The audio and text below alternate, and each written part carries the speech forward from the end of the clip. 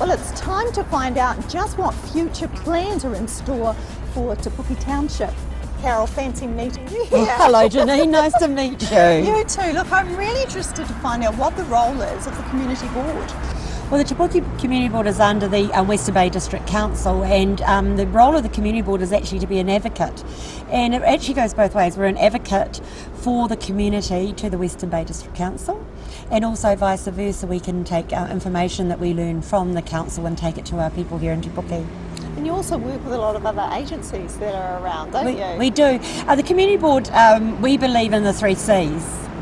Communication, communication, communication, and that's one of the biggest advocate roles we can take here, and it is really working for Te Puke. Okay, I just want to ask you too about the Tauranga Eastern Link. How's that going? Well, it's going to be about 5 years. The end date is 2016.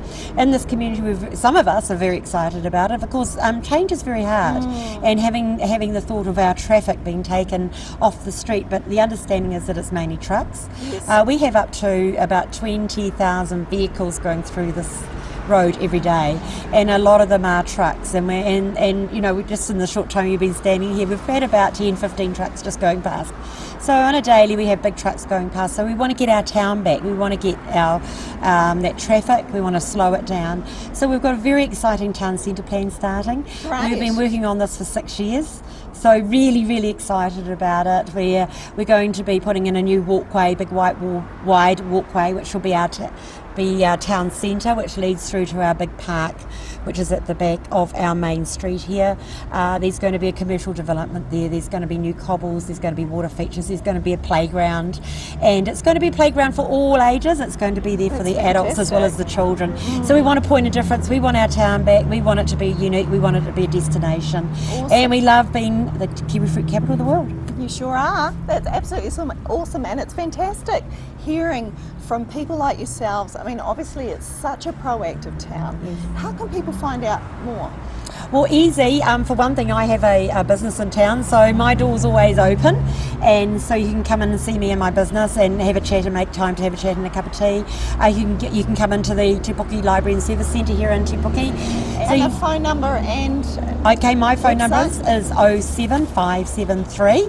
They all start with 573 7967. Alternatively, you can go into the Western Bay website, www.westernbay.gov.nz. Fantastic. Well, thank you so much for taking time out to talk with me. It was my pleasure. I love talking with passionate people. It really shows, doesn't it? Well, we're going to a break now, but after the break, we're going to be catching up with Mark Boyle from Focus Te Puke.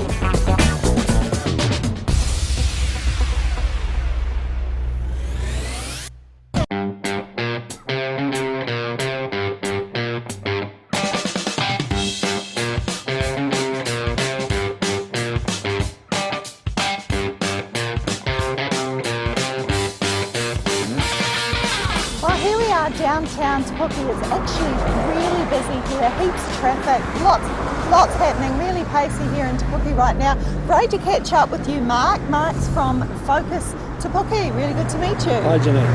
Now tell me, what does Focus Te Puke do? We're engaged in looking after the interests of business in Te Puke and doing what we can to improve business capability, performance and the operation of the retail sector, as well as the industrial and trades community in Te Puke.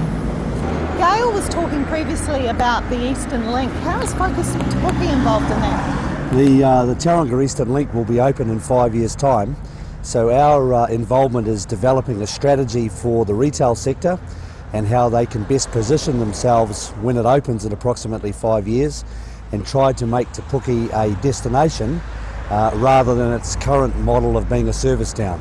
So apart from that particular focus, what other focus has Focus Te Puke got happening at the moment? Well, we run a series of events during the year. We run an annual business awards, which is all about celebrating the excellence in Te Puke business, but also in helping business improve how they run their business, better performance, better systems, better management, that sort of thing. And then we're involved in a number of different activities that highlight what we do in Te Puke as the kiwi fruit capital of the world. Now that includes an annual festival known as the Kiwi Fruit Festival, and that's something that's been going for 35 years. It's into its 36th next year. But this year, Janine, is a very big year for Te Puke with the World Cup. We've adopted a team, Namibia. The entire town will be themed in Rugby World Cup flags and bunting. There'll be a strong presence with kiwi fruit. The Namibian team will come to Te Puke to engage with the local community, and there'll be an amazing amount of community spirit, community groups, schools engaging and meeting with the team. So there'll be an atmosphere that will capture the imagination of passers-by during that 6 weeks of the tournament. Sounds like a time and a place not to be missed. Indeed, Yeah. you'll absolutely notice the focus on Namibia and the World Cup and kiwi fruit when you drive through the town. If people want to find out more about Focus Te Puke or even get some information about these particular events that you've been talking about, how they can even improve their business and all that kind of thing, how do they get in contact with you? They can go to our website www.tepuke.co.nz or contact us at our office 07573 6772. Thanks for having us here, Mark, today. It's been really good finding out more about Te Puke. Pleasure, thank you. Okay, up next we're going to delve a little deeper into the history of the area.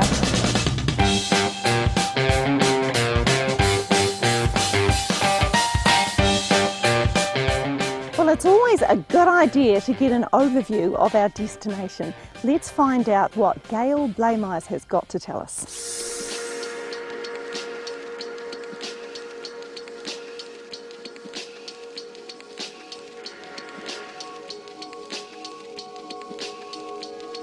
Gail, thank you so much for having us to your beautiful looking glass gardens.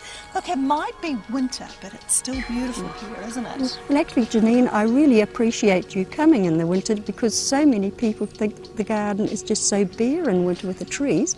But in winter, I sort of see all the hidden things in the garden. You see the birds' nests that you never ever see in the summer, so it does have a beauty of its own. So how long have you been here and how did the Looking Glass Gardens all come about?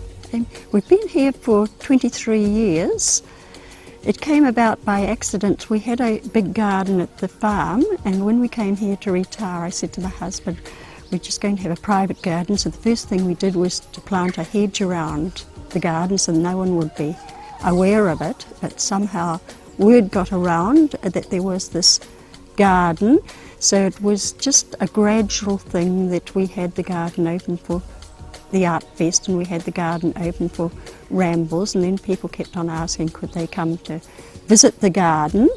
So it really was by default that we opened the garden to the public, and it's just grown like topsy from there. And now it's just absolutely amazing. Now I really want to ask you about some history of Te Puke because it's something you're passionate about, isn't it?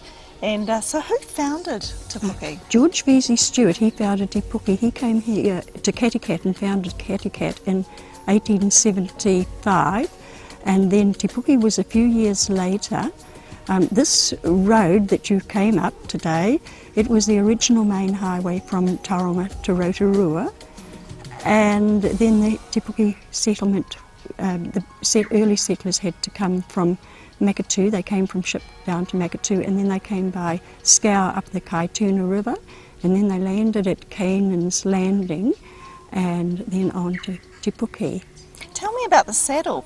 People talk about the saddle, the locals that have been around for a long time. What's the saddle? The saddle is a dip in the hill from Te Puke Township. You look up at the hill and you see this, it looks like a saddle on the horizon, and that's very, very much part of Te Puke as far as the early settlers were concerned. So you've been around for 23 years. How has Te Puke, the township, the area changed for you? Actually, I've been in this garden for 23 years, but we originally came, I came down here in 1956, so I've been here over Long time. about 55 years now, and the town has changed immensely. When we came here, we were dairy farmers, and it was a farming community. I later married a sheep farmer, and then the kiwi fruit industry came along, and that just changed the district completely. So from large farms, they were subdivided into horticultural blocks, and the town has just changed over the years. Wow. Well, look, I am just so excited to have a look around here at your Looking Glass Gardens. Of course, you've got fantastic views of Te Puke from up here as well. So would you take me around? Yes, I'd love to, Janine. Oh, thank you. Let's Thank go. you. Good.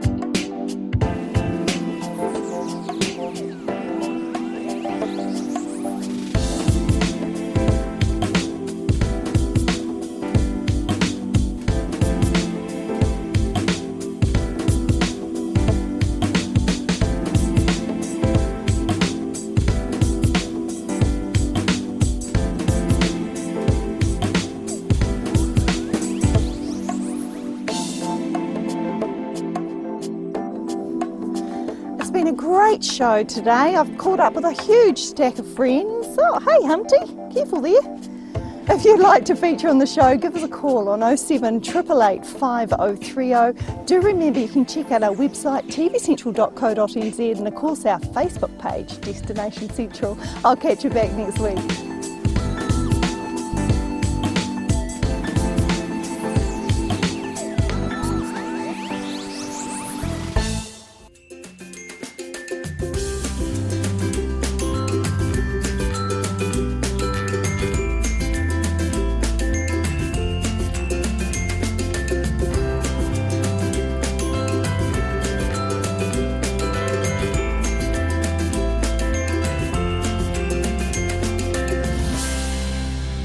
This has been an Alpha Media production, a division